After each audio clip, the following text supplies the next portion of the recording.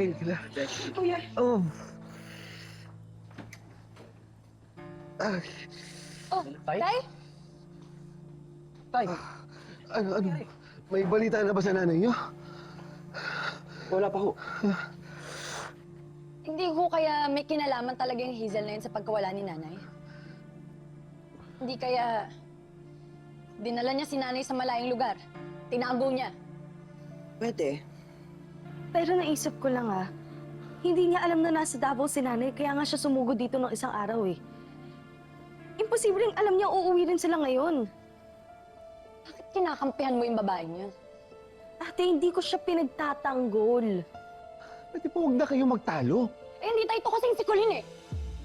Alam mo, namumuro ka na sa akin eh. Hindi mo naisip na baka natunugan ni Hazel na pauwi sila nanay ngayon? Maraming galamay ang babaeng yon. Alam mo, kung hindi mo kasi pinakialaman yung TRO, okay sana tayo eh. Pinalift mo pa.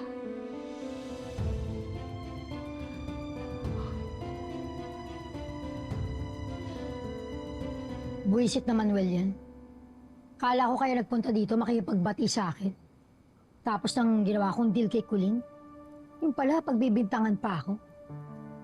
Ay, friend, tignan mo to.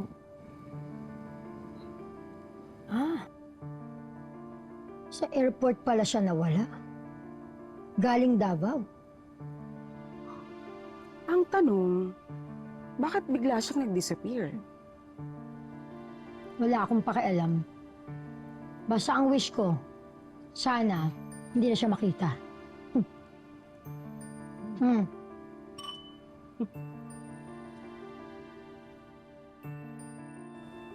Lumabas na yung balita tungkol kay Felma. Tinitrace na po ng mga pulis yung CCTV around the airport. Hindi pwede maghintay lang tayo dito. Tay! Tay! Tay! Tay, kami na po maghahanap kay nanay. Dito na lang kayo, magpahinga ka. Anak, hindi pwede. Pare, makinig ka muna. Sa kalagayan mo ngayon, hindi pwede. Pare, mahirapan ka lang eh. Dumito ka muna, relax lang muna. Ano na sila maghanap? Hayaan mo kami maghanap. Bakit ba kasi umalis si nanay nang walang paalam? Oo nga. Tsaka kung wala talagang kinalaman si Hazel, bakit umaalis siya na di natin alam?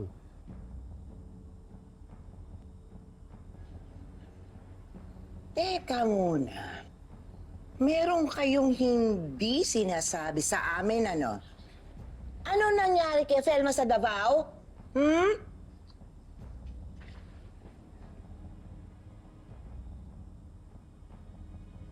Ano nga? Bakit kasi ayaw niyo pang sabihin? At hindi daw may alam ka? Pasensya niyo na ha. Pero si Ate Felma kasi, sinabi niya ko daw sabihin sa inyo. Kailangan na yata natin paalam sa kanila. Ano bang nangyari kay nanay? Sakit ang nanay niyo.